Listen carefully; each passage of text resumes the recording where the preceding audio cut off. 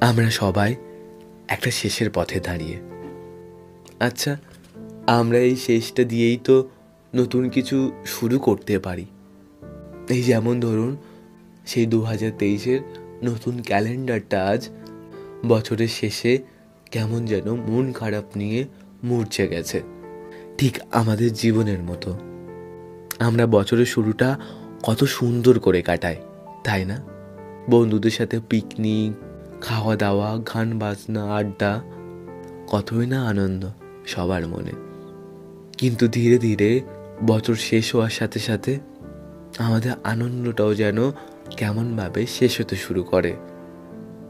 কেউ দীর্ঘ একটা বছর তার প্রিয় মানুষের সাথে কাটিয়ে আবার একটা নতুন বছরে একসাথে পা ফেলে।